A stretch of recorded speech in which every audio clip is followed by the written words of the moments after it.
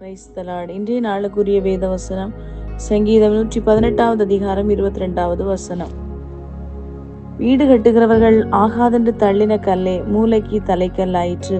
அன்புக்குரியவர்களே, கத்த தந்த நல்ல வசனத்திற்காய் நன்றி செலுத்துவோம். இந்த காலை வேளையிலும் கூட கத்த நம்மளோடு அருமையான வசனத்தின் மூலமாய் ஏதோ ஒரு நிலைமையிலே நீங்கள் தள்ளப்பட்டவர்களாய், இல்லை என்றால் பிரச்சனைகளோடு, பாடுகளோடு, வேதனைகளோடு, யாரும் உங்களை நேசிக்காதபடி, இல்லை என்றால் யாருக்கும் உதவாதவர்கள், ஒன்றுக்கும் உதவாதவர்கள் என்று சொல்லி தள்ளப்பட்ட நிலைமையிலே இருக்கிற உங்களை பார்த்து கர்த்தர் சொல்லுகிறார், வீடு கட்டுகிறவர்கள் ஒருவேளை மனிதர்கள் புறம்பே தள்ளி இருக்கலாம், ஆனால் கர்த்தர் உங்களை ஒரு மூலைக்கல்லாகி மாற்றி உங்களை நிறுத்தி உங்களை ஆசீர்வதிக்க போகிறார். பாருங்கள், இயேசு கிறிஸ்துவும் இந்த உலகத்திலே வந்தபோது பலவிதமான பாடுகளை அனுபவித்தார். அவரை ஏற்றுக்கொள்ள மனுஷரால் தள்ளப்பட்டிருந்தார். அவர் பரீட்சிக்கப்பட்டவராய் காணப்பட்டார்.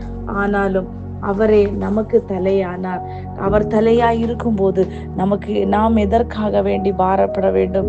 நாம் எதற்காக வேண்டி துக்கப்பட வேண்டும்?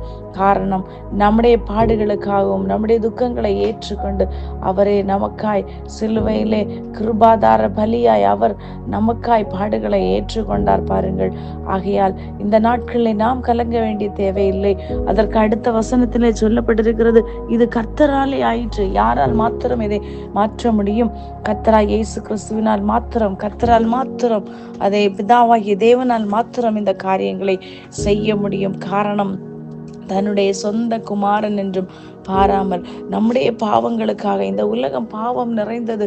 பாருங்கள், கர்த்தர் அருமையாய் உண்டு பண்ணின தோட்டத்திலே கர்த்தர் அநேக நன்மைகளை கொடுத்து விட்டு அந்த இடத்திலே பாவம் பிறந்த போது அந்த பாவ நிவர்த்தியாகிற ஒரு பலியாக சொந்த குமாரனையே தந்த அன்பு, அதைவிட மேலான அன்பு ஒன்றுமில்லை. அன்புக்குரியவர்களே, இன்றைக்கு நாம் எதை தேடி ஓடிக்கொண்டிருக்கிறோம்? எதற்காக வாழ்ந்து கொண்டிருக்கிறோம்?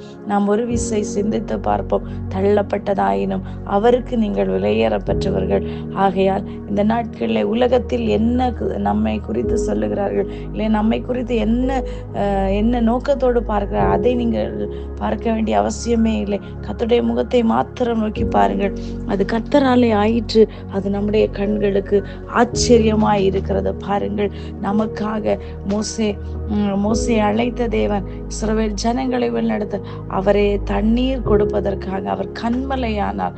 பாருங்கள், அவர் மேக ஸ்தம்பமாய், அக்னி ஸ்தம்பமாய் இஸ்ரவேல் ஜனங்களை அப்படியா ஒவ்வொரு நாளும் அடிமைத்தனத்திலிருந்து ஆண்டவருக்கு சும்மா இருந்திருக்கலாம். ஆனா அந்த ஜனங்களுடைய கூக்குரலை கேட்டு மனமிறங்கின தேவன் இன்றைக்கு உங்களையும் தள்ளப்பட்டதாயினும் விலையேற பெற்ற ஒரு பாத்திரங்களாய், காரணம் அவருக்கு நீங்களும் நானும் விலையேற பெற்றவர்கள். உங்களுக்காகவும் எனக்காகவும் கர்த்தர் ஜீவனை தந்தார். அந்த ஜீவனுள்ள தேவனை ஆராதிப்போம், அவரை சார்ந்து கொள்வோம். கர்த்தர் தாமே உங்களை ஆசீர்வதிப்பாராக. ஆமென். God bless you all.